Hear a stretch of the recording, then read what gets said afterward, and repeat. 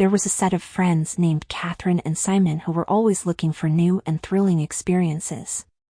They were on a trip to Europe and decided to visit an old, crumbling castle in the countryside. The castle was famous for its rich history and spooky legends. As they explored the castle, they stumbled upon an old Ouija board in one of the dusty rooms. Being thrill seekers, they thought it would be exciting to use the board and try to communicate with any spirits that might still reside in the castle. However, things took a dark turn when they started playing with the board. They accidentally summoned a vengeful spirit who was trapped in the castle for centuries. The spirit was angry and demanded that they leave the castle immediately. But Catherine and Simon were too scared to move, so they tried to use the board again to reverse the spell. Suddenly, the room became cold and the candles flickered out. The friends heard a loud whisper in the dark, "You should have never disturbed me. Now, you will never leave." They tried to run but the door was locked.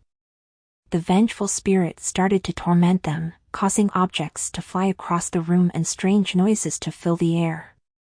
The friends were trapped and at the mercy of the angry spirit. Just when they thought it couldn't get any worse, the floor beneath them started to crumble, revealing a hidden staircase leading to a basement. The friends hesitantly followed the stairs, hoping to find a way out. But what they found in the basement was far beyond their worst nightmares. The walls were covered in strange symbols, and in the center of the room was a large coffin. Suddenly, the lid of the coffin started to creak open, revealing a rotting body inside.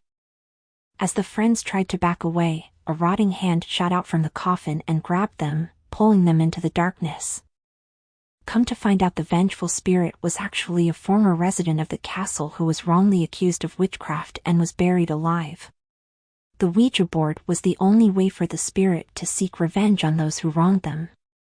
When the friends entered the basement, they thought they were safe.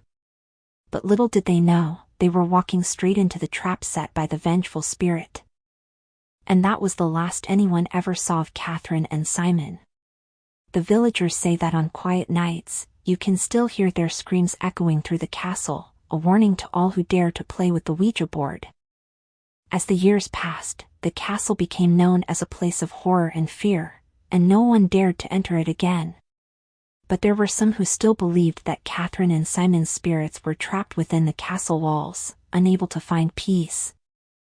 One dark and stormy night, a group of teenagers decided to explore the castle, seeking thrills and excitement. They had heard the legends, but they didn't believe them. They brought their own Ouija board, hoping to communicate with any spirits that might still be there. Just like Catherine and Simon before them, they summoned the vengeful spirit and were soon trapped in the castle. Their screams echoed through the night, and in the morning, their bodies were found in the basement, next to the open coffin. From that day on, the castle was abandoned and left to crumble, a silent reminder of the dangers of playing with the spirits of the dead. But some say that on quiet nights, you can still hear the whispers of the vengeful spirit, warning those who dare to enter to never, ever play with the Ouija board.